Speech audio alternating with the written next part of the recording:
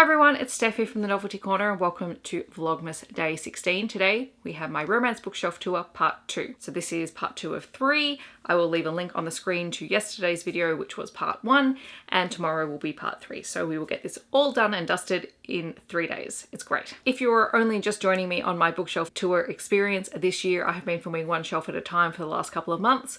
It has given me a great opportunity to A, clean up my shelves, 2, film them for you, and also spend a little bit more time talking about specific books rather than trying to film, I don't even know how many shelves it is now, all at once, because it would just take forever. The format of this video will be this introduction, a shelf overview, and then I will talk about the books which I have pulled off my shelf so that I can talk to you about them from the comfort of my bed. We're now going to cut to the overview and then we're going to talk about the books. Romance shelf number 2 looks a little bit like this. I have my spacious tarot cards. There is a little cleansing spray and a little roll-on, and also another Druid Family by Pete Cromer. So you've seen a few of these on my shelves over the last couple of weeks.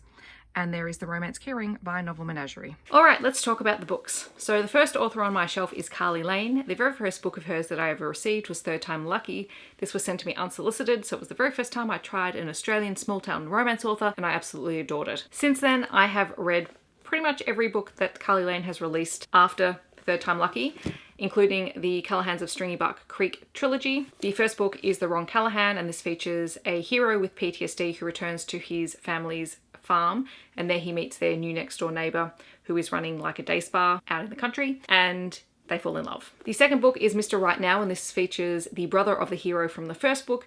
This is a second chance romance between Griffin and the girl that he grew up loving, who has recently moved back to town. This book is pretty special to me because I was actually blurbed for the first time on the back of the book, and that makes me really happy. The third book in the trilogy is Return to Stringybark Creek, and this features the youngest Callahan's sister, so the sister of the two heroes from the first 2 books, and this is her relationship with a family friend who she had never really thought of that way before, and when she comes home she realizes that she is attracted to him. And again, I was blurbed on the back of this book, so these books are really special to me. I also have Fool Me Once, and again, this has one of my blurbs on the back. It's just nice to know as a reviewer that people are actually reading what you write. And then also Someone Like You. I also have The Unhoneymooners by Christina Lauren, which is a contemporary romance / romantic comedy type story that sees the maid of honor and the best man at a wedding end up having to take the honeymoon when the entire wedding and wedding party become unwell with food poisoning, and the kicker being that the maid of honor and the best man don't really get along. There is also My Fake Rake by Eva Lee. This is a historical romance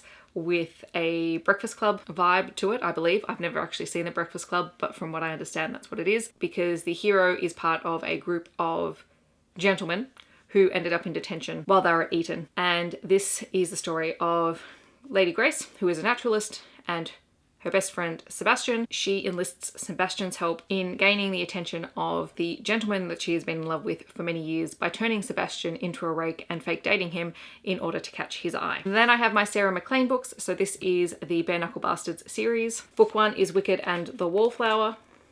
Book 2 is Brazen and the Beast.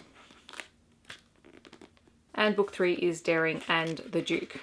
And this was my favourite book of the series. I also have an anthology featuring Sarah MacLean. It is the Naughty Brits anthology, which are all contemporary romance stories featuring modern day dukes. This collection also features Sophie Jordan, Louisa Edwards, Tessa Grattan, and Sierra Simone. And there was not a story in there that I didn't like. I have Red, White and Royal Blue by Casey McQuiston, which is a new adult male-male romance between the son of the President of the United States and the Prince of England. Everyone has talked about that book many, many times, so I don't think I need to go through the premise very much with that one. I also have The Switch by Beth O'Leary. This is more women's fiction, but I did include it in here because I don't even really know why. It's just here. But this is about a grandmother and a granddaughter who switch homes and lives for a period of time, and it was kind of adorable. I have Grave Witch by Kalayna Price, which is an urban fantasy story which I think moves a bit more into the paranormal romance territory in subsequent books, so I need to continue the series very soon. My Darling Duke by Stacy Reid. I believe this one also has Beauty and the Beast retelling vibes. It is a historical romance, and I talked about this recently in my favourite covers because I do really love this cover. Follows Catherine, who is trying to save her family from financial ruin, and so she pretends that she's engaged to a duke that no one has seen, and then the duke actually hears that he's engaged and they meet, and it's their story. Next up are all my Katee Robert books. I have The Devil's Daughter, which is a romantic suspense story. This one features a small town cult that bases itself around the Hades and Persephone myth. My Wicked Villains series, which is now complete. So the Wicked Villains series is Disney villains in dark romances. It's their stories. It's fun. It's very steamy, and I love them to pieces. So there is Desperate Measures, which is a Jasmine and Jafar story. Learn My Lesson, which is Meg, Hades and Hercules. A Worthy Opponent, which is Hook and Tinkerbell's story. The Beast, which is a Belle, Beast and Gaston story, except the characters are Isabelle, Gaeton and Beast. There is The Sea Witch, which is Ursa, Alaric and Zuriel's story. And I did receive this from Katie's Patreon, so it's signed and personalised to me. And then the final book in this series is Queen Takes Rose, which is the Malone and Aurora story. And again, has been signed and personalised to me. And I also have the first 2 books in her Touch of Taboo series. So there is Your Dad Will Do, signed and personalised, and also Gifting Me to His Best Friend, which again has been signed and personalised to me. I have The Devil of Downtown by Joanna Shupe. This is another historical romance. This is the 3rd book in the Uptown Girls series, which was my favourite of the 3 books. I know everyone likes The Prince of Broadway. I really like this one because I really like the heroine in it. Then we have my Sierra Simone collection, which technically includes Naughty Brits, but that one had Sarah MacLean first, so I put it with the Sarah MacLean books. There is an anthology, Duke I'd Like to F. This one features Sierra Simone, Joanna Shupe, Eva Lee, Nicola Davidson, and Adriana Herrera, and this is all historical romance stories. The majority of these are age gap romances, but there's all sorts of different tropes in here. And it was a really great collection. We have the New Camelot series, which you heard me talk about recently in my favourite romance covers video. But just to recap, there is American Queen, American Prince, American King, Cards of Love, New Moon, and American Squire. These 2 are little novellas that take place post the series. The New Camelot series is an MMF romance between the President of the United States, his wife Greer, and his best friend who is also his vice president. And the 3 have a very complicated relationship that spans 10 or 15 years. And the whole thing is just beautifully written and told, and it's kind of hard to describe it unless you actually read it.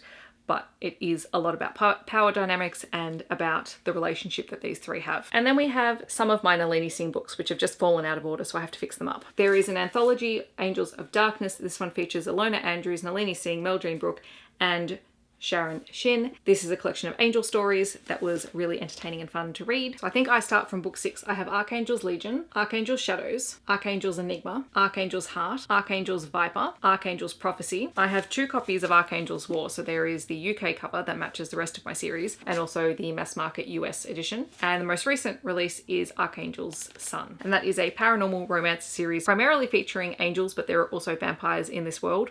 And it is the relationship between the archangels, the vampires, and the humans, and all sorts of shenanigans go on. And most recently, we are coming to grips with a war between all of the archangels, which was rather catastrophic for the rest of the world. So that is everything that is on my 2nd romance shelf. Tomorrow, I will show you bookshelf 3, which has the rest of my Nalini Singh collection, which is all of the Psy Changeling books, one of my favourite shelves. But before we go, I do want to shout out Megan from Meowth Vader, who is a romance booktuber who I've recently started following as a result of the Love in the Night readathon, which is where I first found her channel. So she's relatively new to me, but what I do know is she likes to read romance and paranormal romance. She also likes tea, and she is filming Vlogmas videos, which is fantastic because I need to catch up on all of those. I'm really excited to be able to sit down this weekend and do that. And really excitingly for her, she's recently hit 100 subscribers. I think she's a little bit over now, but that's so exciting when that first happens. So I will leave a link down to her channel so that you can go check her out.